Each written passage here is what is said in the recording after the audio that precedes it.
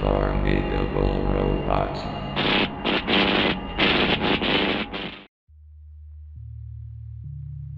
I don't usually post here.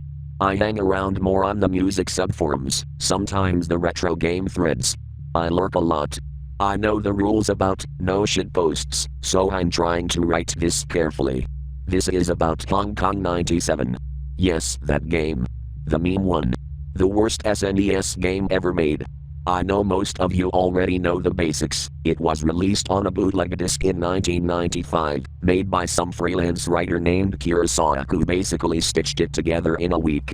Plays a stolen Jackie Chan lookalike sprite mowing down communist soldiers, with Deng Xiaoping's severed head as the final boss. Garbage gameplay, ridiculous premise, became infamous because of how tasteless it was. That's the version everyone knows. The ROMs on the internet, the angry review videos, the jokes. But the version I've seen isn't the same. This was in March, earlier this year.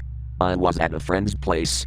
He's one of those guys who collects weird hardware and prototype discs.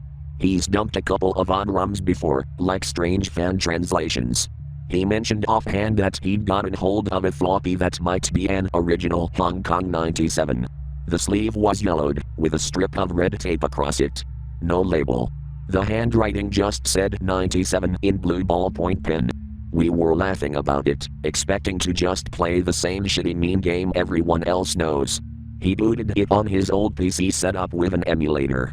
The title screen loaded, same stolen Jackie Chan movie song blaring, but the opening text wasn't the usual English joke about killing red communists. Instead it said, word for word, Hong Kong, summer 1997. In the final days before handover, fear spreads through the streets. It stalked us cold. The graphics were mostly the same, crude sprites, garish colors, black backgrounds. But the enemies didn't swarm endlessly like the ROM I'd seen before. They came in slower, fewer at a time. They didn't march like soldiers either, their movements were jittery, uneven. One would stumble forward while another hung back. It made the whole thing feel uncomfortable, like watching an old camcorder tape with people you weren't supposed to see. We thought maybe it was just a prototype build. But then we reached what should have been the Deng Xiaoping's head boss. Instead of a giant head sprite, the screen cut to a pixelated photo. Black and white, maybe scanned from a newspaper. It showed a crowd in a street, with banners overhead. You could barely make out the characters, but they looked like protest slogans. The game froze. The music kept looping. We reset and tried again.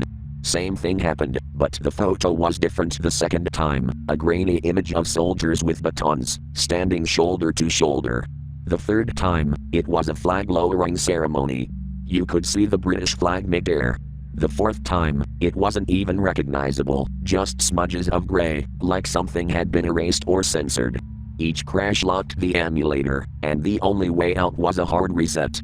The last time we tried, the photo lingered longer than usual. This one I recognized. It was the famous shot of Prince Charles and Jiang Zemin at the handover, July 1, 1997. But their faces were blurred out, like someone had painted over them with water. Then the screen went solid red. No crash this time, no music, just red. The computer fan started whining like it was under stress, but no keys responded. My friend killed the power and we didn't try again. Here's the part I don't really joke about. My friend who first ran the disc with me. He's still around, but not the same. He dropped out of school in April, deleted most of his social media, and stopped responding to messages. The last thing he sent me was just a short line. I don't think I can play any of those games again. He didn't explain, and I didn't press. I don't think he wanted to. I don't believe in haunted games. I'm not saying this floppy was cursed. I'm saying Hong Kong 97 isn't what people think it is. The version online, the one played for laughs, is just one copy. But what we found felt like something else entirely. It wasn't a joke. It wasn't funny. It was like someone tried to embed fragments of history, protests, soldiers, blurred out politicians into the game itself. A bootleg archive of anxiety, disguised as trash. Whoever put those photos in there didn't want them to be forgotten. I don't have the floppy. I wouldn't touch it again if I did. But if anyone here has connections in preservation circles, or knows how the original discs were pressed and distributed in 95, maybe you can confirm if multiple versions exist. That's all I have. Make of it what you want.